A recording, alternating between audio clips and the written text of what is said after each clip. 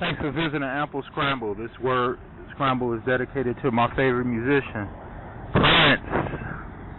I had the pleasure of doing a VIP tour of Paisley Park Studios a couple years ago, and it was quite overwhelming.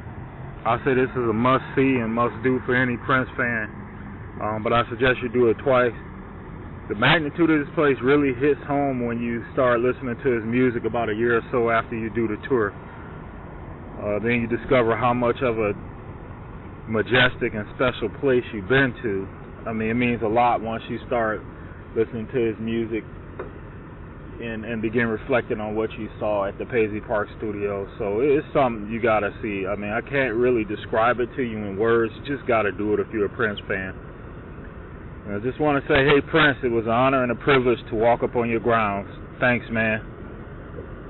I can remember back in Detroit when me and my buddy were hanging out downtown and we were walking down by Cobo Arena.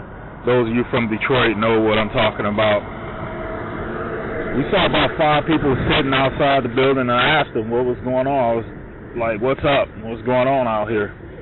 And they responded they were waiting on the box office to open to buy tickets in the morning for the Prince tour. And I'm like, what the heck is going on? And at that time I was still...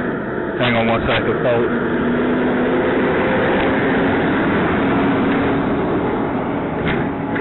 So about that time, I think I was a teenager still, and we just, like I said, we were just hanging out downtown. I asked them, I said, what you guys waiting on? They say, hey, we're waiting on the box office to open so we could buy tickets for the Prince Lovesexy Tour.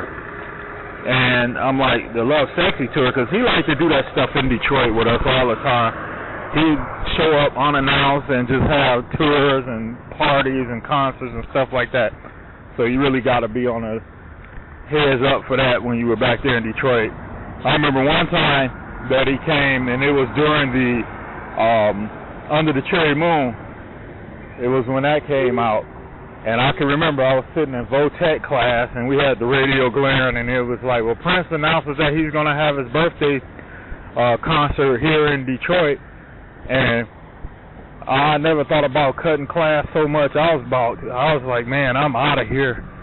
And I was going to head down there and buy tickets for that concert, but I didn't do it, so I missed out on that one. But I did get to see the Purple Rain tour when that first came through the city. So, but yeah, this one was pretty cool, though. Like I said, it was about 2 in the afternoon when we saw them sitting down there. And once they told me that it was for the Prince Lovesexy Tour, I bid my best friend farewell, and I was number 6. I remember it was cold that night.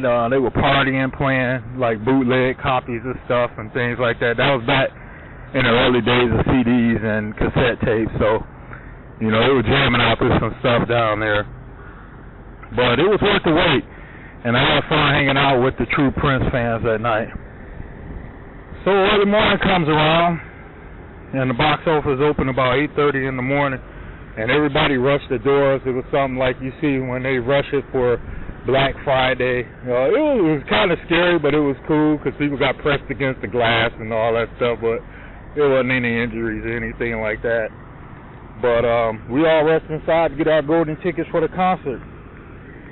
Me, myself, I got floor seats, row 2, seat 17. Front stage. I still had a ticket stub somewhere. I think I put it in the cassette case for Lovesexy. I kept it tucked away in there. But check this out. Row 1 only had 16 seats, so you know where that puts me, right on the end, right at the stage. I actually made eye contact with Prince a couple of times throughout the show. But I was just so much in awe that I can only remember a few things about that concert. The only disappointment I had was I was waiting on him to sing Positivity from the Lovesexy album, but he didn't do it.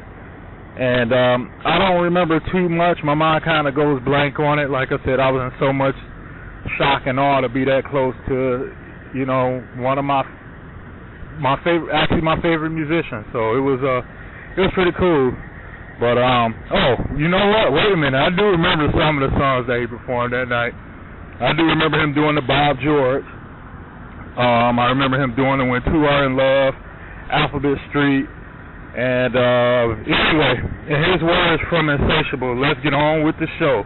Enjoy.